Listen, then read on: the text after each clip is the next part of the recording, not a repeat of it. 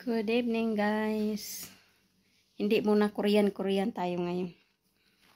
It's about violation muna tayo ngayon. Kaya hindi muna ako mag-upload about sa Korean.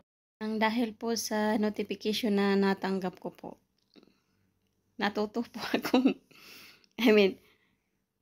nagawa ko po itong tutorial na to dahil doon po sa nag-text sa akin sa page ko sa notification na may deletion daw about sa aking page. Kaya i-share ko rin po sa inyo kung saan po pwedeng tingnan yung inyong violation. Kaya let's go.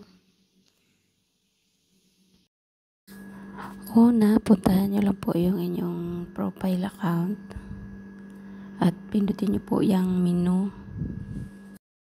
Hanapin nyo po dyan sa baba help and support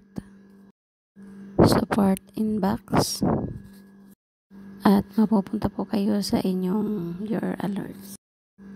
Pindutin nyo lang po yung your alerts at lalabas po dyan kung may violation po kayo o wala. As you can see po, sa akin man po wala po akong violation. Kaya ingat po talaga tayo sa mga link na ipapasa po sa atin.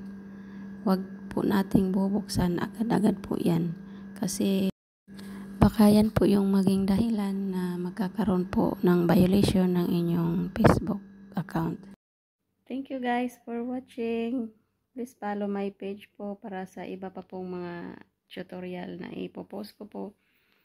At salamat po sa inyong suporta sa aking page.